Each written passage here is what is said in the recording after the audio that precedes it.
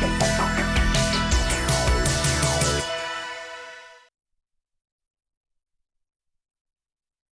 was busted.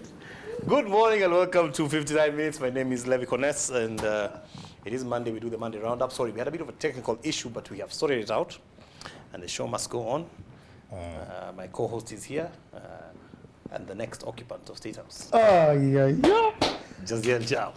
Ladies and gentlemen, it brings sounds to my ears. Man, I've never heard him say that. My name is Jasiel Njao. You're incoming President 2022. 2022. Yeah, mambo fresh habari ndio hiyo. You do realize we're in 2022. You know this ilikuwa nasemanga ni kama iko mbali. 2022. Unajua ni kama vile tunahubiringi nasema Yesu anakuja. Watu wanakuambia afiki lakini sasa yuko very near. Johi. Today is a international. Thank you for believing in me. The more we are nearing, the more you are saying it. It sounds so fresh.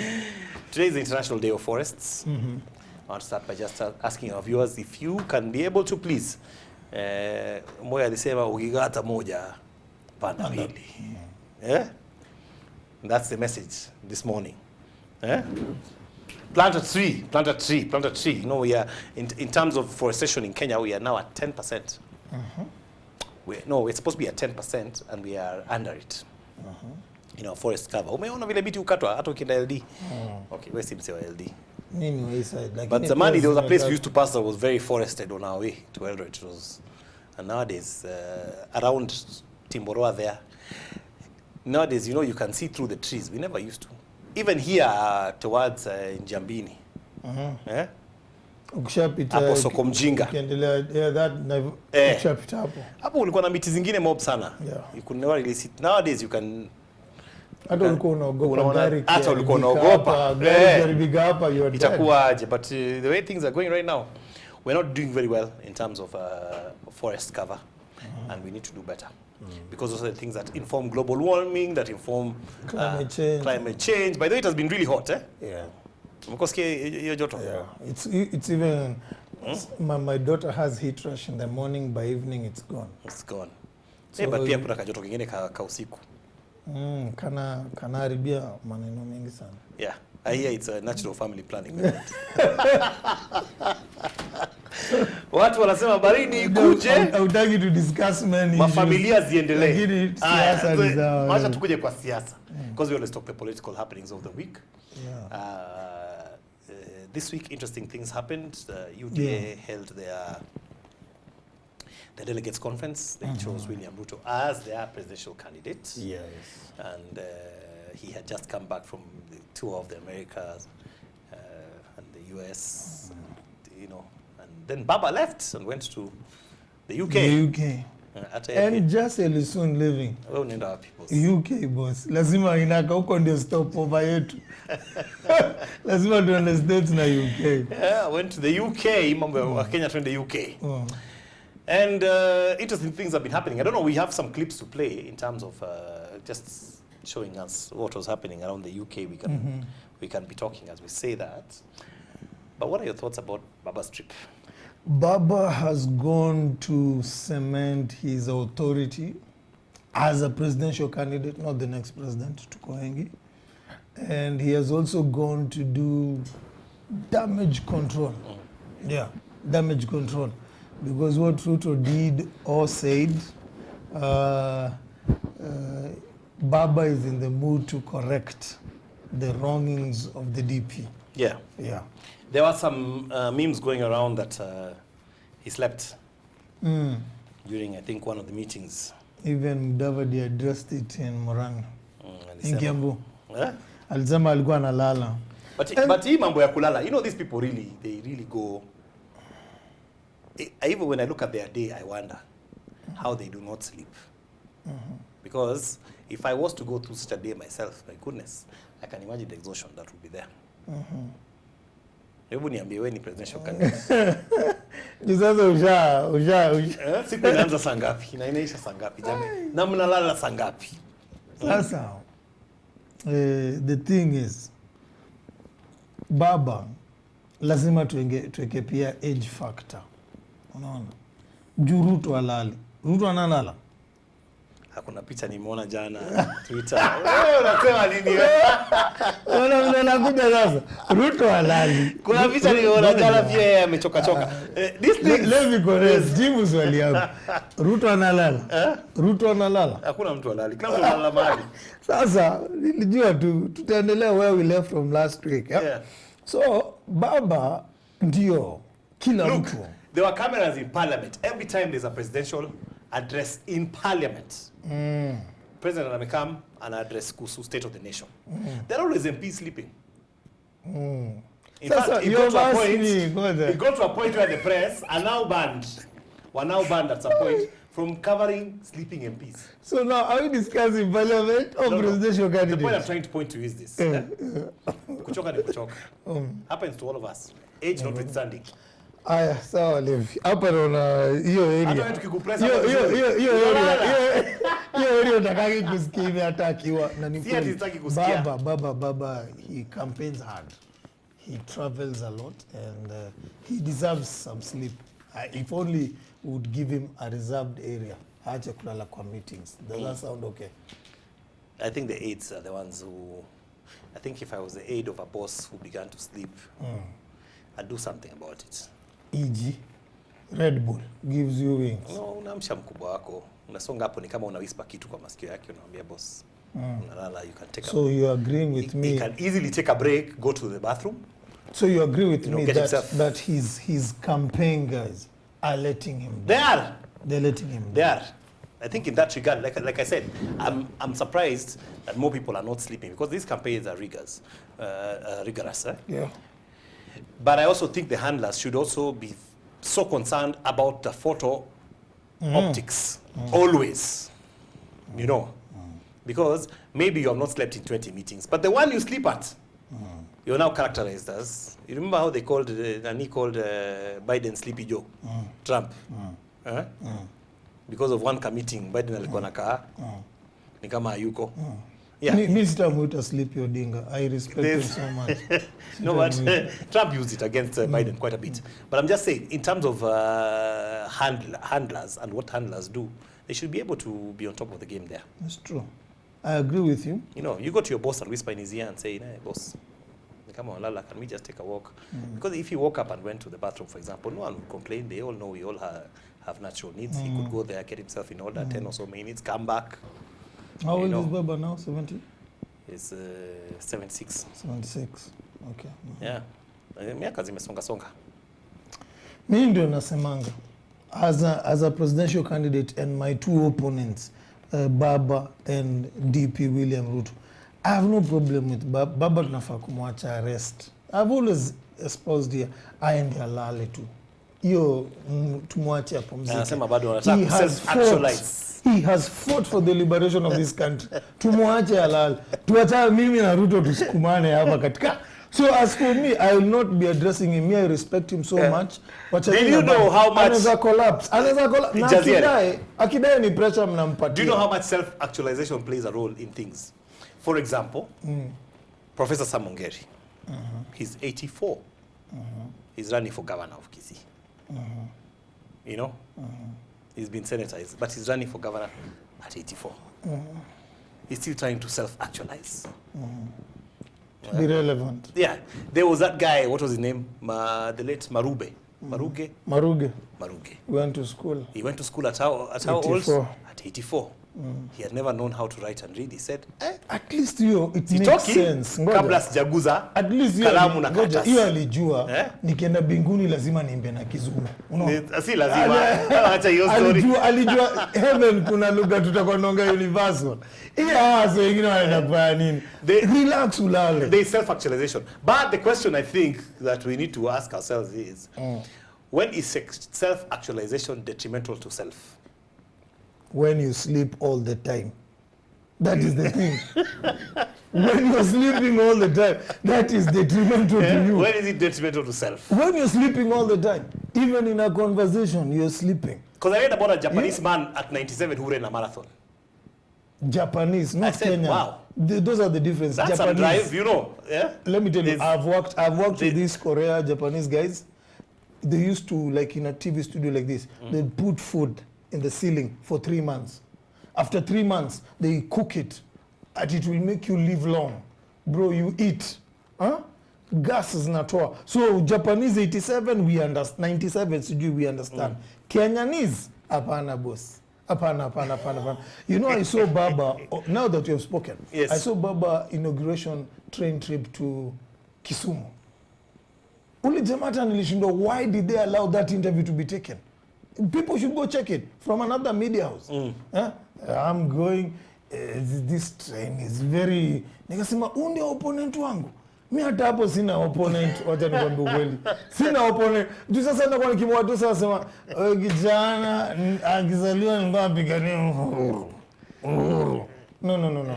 Self-actualization is already detrimental to my opponent Baba. Na mimi nakwambia ukweli, mtafanya Baba anguke kwa campaign trail. Wachane na arrest. Hizi ni zile za in the Bible David, where you have gotten to, you are a voice, ende ukae pale utu advice, wacha kuingia uwanja. Huyu giant atakuua. You remember that point David was almost killed by one of the giants he could have solved when he was trying to in his heydays when he brought down Goliath. So you're putting Baba in a very in your word, very detrimental position.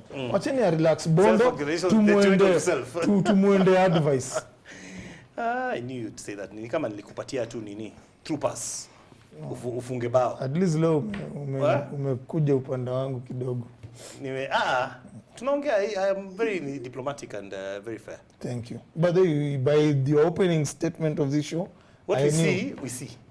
I knew you. I have hopes. Huh? I have hopes. I'll have some Baba's guys here tomorrow on the opinion box. I'll ask them about that particular issue. Please tell them things like that.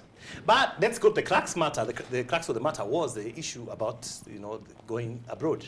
Just how do I put it? Relevant or beneficial is talking to people abroad. First, I think guys need to understand that his political mettle has always been abroad. Baba, naibiwa. I'm saying both sides. Wait. See, you've asked me.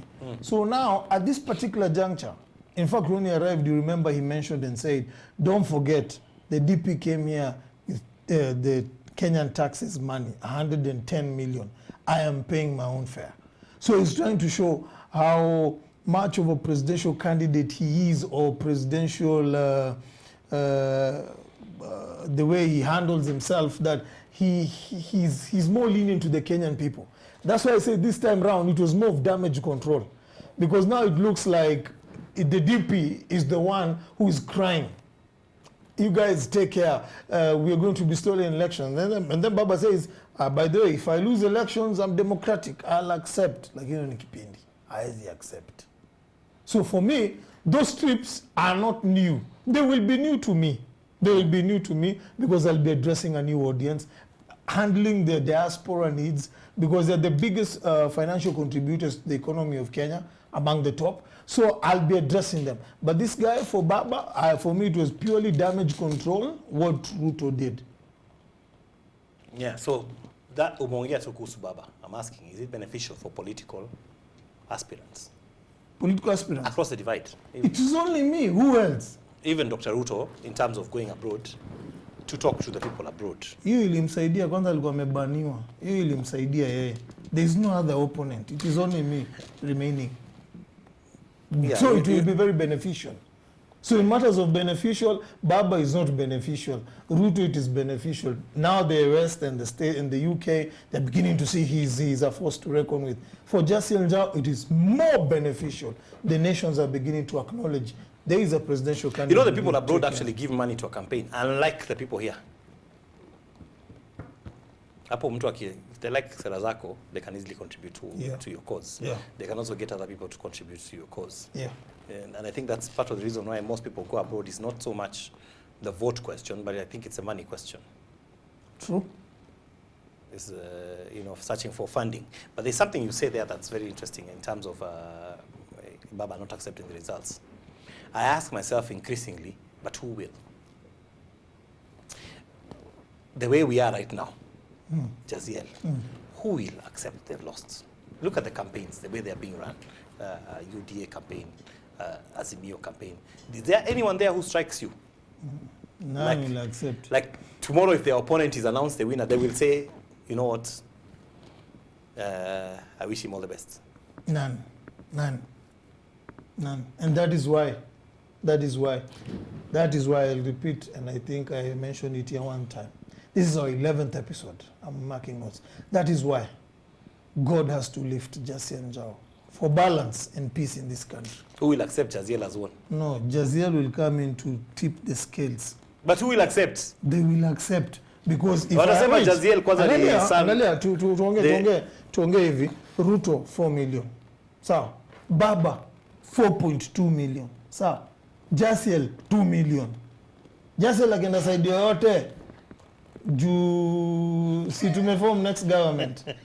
Ama Ruto 4 million. You know, Baba 4.2. There's something here because I see people do that 5 million all the time nowadays. I see people do the maths, and there's maths that shows Ruto is winning. There's maths that shows Raila is winning.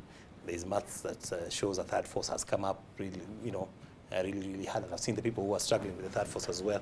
And I like the Standard newspaper headline today that talks about the numbers, myth versus reality. Yeah. And I think this can be applied to all other politicians out there, regardless of even where they are running, even if they're running for governors or senators' positions, MCA, you name it. There is what the perception is, even in your mind, and those people who are around you, and the opinion polls you might take, because every poll is not acceptable unless it shows you're leading. Yeah? If I'm leading in a poll, that's an excellent poll. If I'm losing, it's a terrible poll. It's been done by my enemies. They've been paid and all that. And that's the bottom line story all around every campaign. Yeah. And the question of the myth versus reality really comes to the fore in terms of now. Is what we are seeing really what we are seeing? Do we really count votes by numbers we see in rallies? Or do we wait for voting day to see who rises? Because you and I are voters. Both of us are going to cast our ballot. I believe 100% that we will. Yeah, because I'm running for president here. Both of us have not been to a rally for another person. Or have you? No, I can't. So, for them to appeal to us, they are talking to us through the mediums.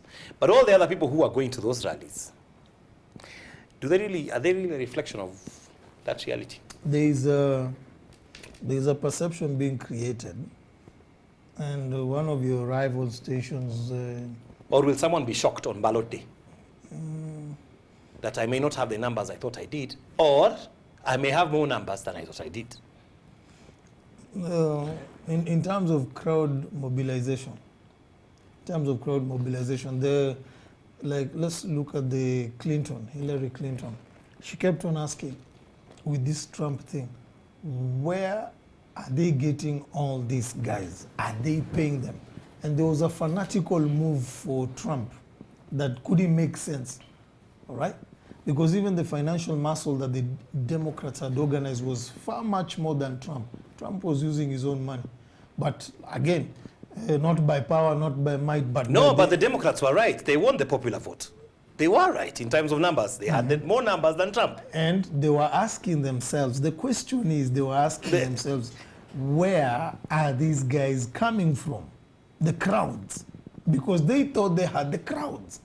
But Trump had the crowds, right? And that's why they were shocked, as you allude, the last day, how the electoral votes went to Trump. Yeah, right? Though, if America had a system like Kenya's, Hillary Clinton would be president. Because theirs is ours is concentrated on certain areas that they give more, what I call it, the Swahili word is coming, mwegemeo, because of certain interests. For example, like if we were in Kenya, we would allocate a lot of electoral votes to maybe Turkana because they don't have the numbers. A few ones to Nairobi because they do have the numbers, in a bid to balance out places with a lot of populace against places without populace and try to make them even when we are talking about a presidential election, so that every voice is hard. Look at South Here Africa. we only operate on tyranny of numbers. Why? Because look at South Africa. You know. Ours is presidential. Those guys have parliamentary system. Yeah. So if you have more MPs, they decide who becomes president, not the people. All right? So in our case of the presidential system, crowds are really a reflection and have to be amassed to create the perception that you are leading. Okay. Because we're going for a straight shoot of just numbers. Numbers. Yeah. So with that in mind, I think we'd look at our last week example of 24 children. 24 children vis-a-vis the shopkeeper analogy of the 24 children of the 3 wives and the other family which has 2 or 1. You'll have to appeal to No, the we have 24 got children. new listeners here right, today. You give this analogy again. Ladies and gentlemen, welcome once again. Last week, I asked my co-host, it was a case of numbers versus reality. And I asked him if he had a shop and there are households which have 2 children, 3 children, but my neighbor current has 3 wives with 24 kids. And I asked him, what will happen if the 24 fail to show up to buy? He said, wananunua tu pencil. What are they buying? That's a question I asked you. What are they buying? I asked him, You know, I asked him. it's a factor. Said, wait, what are you buying? So I asked him, if the 24 do not shop in his shop, you will call a visit, you know, just to ask them, is everything okay? Have we been trying to sort you out? So it's the same analogy this week now we are using. If you can't manipulate the crowds, you manipulate the tyranny of numbers. Let me tell you what, my question is very valid because I can apply it to this particular example. Because when I'm asking you what are they buying, you know, the proof of true value is in the purchase. You know, 24 people coming to buy chewing gums has not much of a ripple effect against one person buying a refrigerator. You understand? You see, I love your perception. It has no... Because my perception So the question is... My perception is not free. Even when we apply it in our terms. My perception is not pencil. It is milk, bread. Continue. Still, even if you use milk bread. 24 kids. 24 kids. To... Sasa milk, sasa 24 kids times 50 packets of milk. Economic. That is 12,000 bob. One fridge is how much? Around 20. Unaweka nini? 25. Ya watu wawili. Unaona sasa hiyo imebalance fridge wananunua daily. Hawana fridge. Wananunua daily. Now, when it comes to votes and power of the vote, the selling date is only one. We're not buying more. The shopping day is only one. We're not shopping today, tomorrow. We're shopping on August 9th. That's it. So when I ask you what are they buying, that's just a question. What are they buying? Because you see, when you've got crowds that are manufactured like that, and today they are with me, tomorrow they're with you, the next day they are with Mudavadi, the next day they are with Ruto, they are following Raila Odinga, and they are being interchanged. And let me tell you, kuna players wako na kofia ya Azimio na kofia ya UDA on standby. Na ile tunakuja na na ile unakuja nayo whoever is swinging in washava wako tayari nayo. Saa zingine wanaimba paka hata wanasahau wako wapi. Unajua? Then they have to be reminded a bit. But that is if you look at the reality on the ground in terms of the numbers, I think sometimes the only way to know is through things like registration. It tells us a lot of a story. Registration of voters. Of voters. It tells us one story. Another thing that will tell us a story is the nomination of different parties. If parties are to truly use their memberships, pause tu hapo kidogo. If they truly use their membership lists, it will tell us a story. Pause tu hapo on that example. 2017, my opponent, DP William Ruto, goes on CNN and says we will win hands down 6 million votes. And it was very bold. 6 million votes. Election ikakuja. Tukashinda 6 million votes. Hey boss. Ingine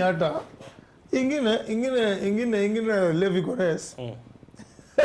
Vipindi Moses Kuria juzi alisema sikusema tuliiba, nilisema tuliimba. Ati waliimba. Is that the same election that was nullified? The same one that had the stories of Vifaranga? Waliimba hakuiba. So But still, if we were to follow the issues of parties, then we would see. Bottom line, hii kitu, it's a question of faith, myth, reality and faith. That unaomba tu watu wote wamejaa watanivutia siku ya mwisho. Otherwise, kuna kuanga na kilio. Myth, reality and faith. I have to play a clip by William Ruto. Yeah. On bottom up and churches. And by the way, time imeenda. Can you imagine it's 9 minutes to go? Let's play that clip and see what we can say before. What do you mean 9 minutes? It's 9 minutes to go. Yeah. Psalms, Zaburi 113 mstari wa 7 na 8. Biblia inasema Mungu, unanielewa? Mungu mwenyewe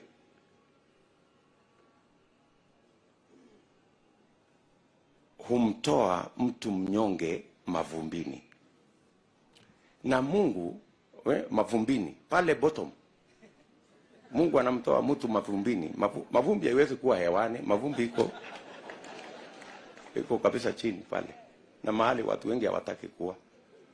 Lakini Mungu humtoa mtu mnyonge mavumbini, na huyo Mungu humfanya mtu maskini na fukara mpaka wakaketi meza moja na wafalme.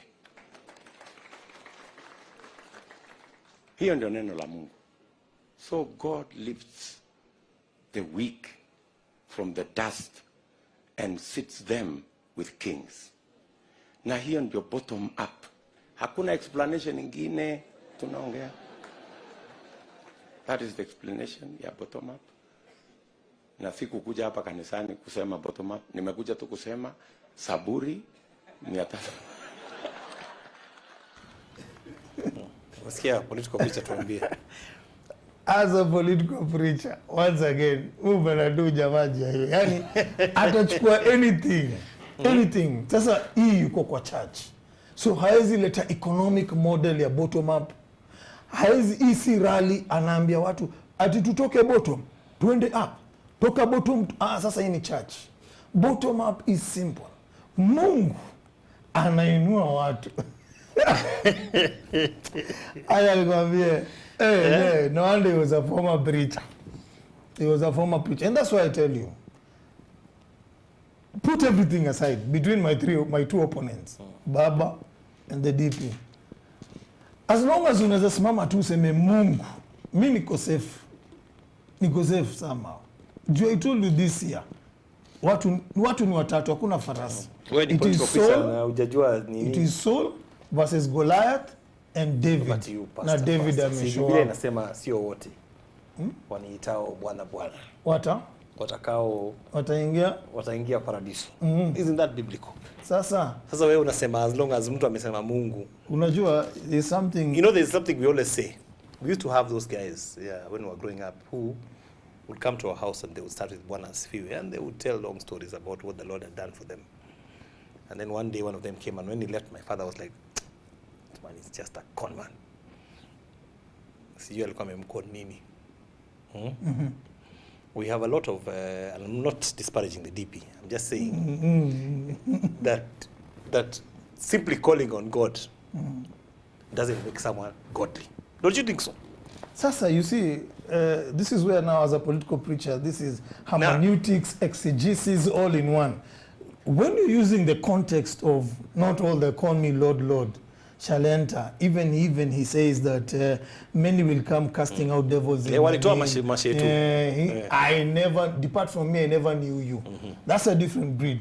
But what DP Ruto is espousing, yes, God lifts the humble. It's true. But what he has done, he has connoted. No, I was taking your statements. Which that when you said that when somebody quotes mtu akisema ndio nakuja roho yako uguzwa. So me I was just telling you ndio nakuja kwanza kwa example yangu. Yes. Sasa having put those two examples aside, mimi nimekaa na maboys wangu. Watu wa sherehe. Tunakula nyama, wanasema wacha kwanza tushukuru Mungu. Jua ametuwezesha tupate hii kazi, tukapata hii tenda. Mungu pilsner. Nani tenda wameiba? wanasema Mungu amekuwa nao. Wewe ni nani useme Mungu hakuwa nao? Mimi nilikaa hivi nikasema by the way huku nje hii si ile church nimezoea, because when you're a preacher you are used to people coming to church saying oh God did it for me, pastor I want to thank God. Ukiingia politics unaona zile vitu zinafanyika pale nje, mtu anakuja anamwambia wacha nikwambie jana. I think we need to end on that note because let me finish. Jana kama si Mungu alinisaidia. Yeah. Na ukisikia ile dila amechapa na ule mtu alimsaidia na mali anataja Mungu na anaomba. But I agree. Wacha tusijudge because they even say even thugs who go for armed robbery they pray. They pray. Alafu unasikia mtu Manasa goli kusiende wrong. There's a guy of mine who one of my guys said ati prayer before kwenda kuiba ndio ilimsaidia. Alikuwa ameenda ati akakaa Uhuru Park. I interviewed this guy. Amekaa Uhuru Park anangojea kupikiwa. Alafu akasema acha niingie hapa kidogo niombe before tufanye hii kazi. Alipoingia Uhuru Park akasikia Rimonelto akisema there is a robber here and you are going to steal. Nini akasema hiyo si mimi niko nakuja God anige nguvu ni. Alianza kutajwa kama uko pale. That's how the guy got saved. Didn't go, guys came to pick him, he wasn't there. They went, they died. So God answers Christians by virtue of the covenant of salvation. This one is different. He answered him by blocking him from robber. He didn't enable him to go steal and be successful. Check. But guys who are not in the covenant of salvation, he answers by mercy. You know why? We are all God's children. True. We are all God's children. And somebody said, it's amazing how a preacher and a robber can come out from the same womb. Na huyo mama atasema watoto ni wake. So ule akiomba na Mungu amsikie, na unasikia mtu amekuwa anasema Mungu nisaidie nisiue. I think next week we'll talk about the place of God in our politics. Or not. Because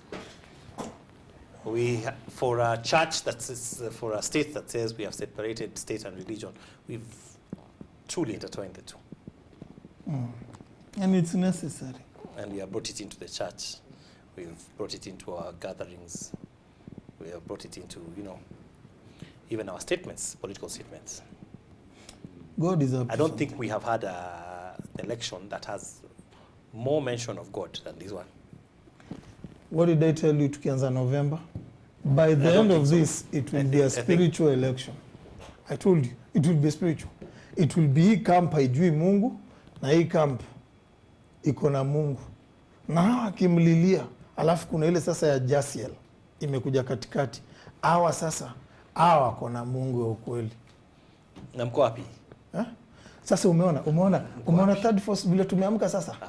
Walter Mungare, Waiga Mwaura. Mnaamka wengi, you should be galvanizing. Exactly. Why? I told you this show is always sasa prophetic. Mkiamka mkatikati, let me ask you, this show is always prophetic. This Where show will is you always go prophetic with that kind of strategy? This show is always prophetic. I told you once wamejipanga tunatokea. Hata sikuwa jua ni mimi peke yangu. Mimi kwa fikira ni mimi peke yangu, tuko wengi. Walter Mungare nitamtafuta. Playing president is, I once hosted him here. I'm wondering, acting president is not being president. We have to have a chat about that. Please call him, talk to him. Hata kuna Mwaura, kuna Ruben Kigame, who used to be my boss. Jasiel Njao. Kuna Jasiel Njao. Who used to in fact, be I happen to know all these third force people. Who used to be your co-host and became president. It's interesting. I actually know. You all know us. It's just occurred to me that I know all the third force people. Third force. So actually, personally, unless they're spiritually sensitive, uko na kiti. Lakini mimi nishakupatia foreign affairs. Let's see what happens. Let's see what happens. Unataka kuniharibia kazi hapa. Wacha tumalize. Thank you for coming, man. Ladies and gentlemen, very soon, coming soon. 2 more weeks. 3 precisely. And we are out. Okay. We are out for this particular show. That's all I can say. Have a good day.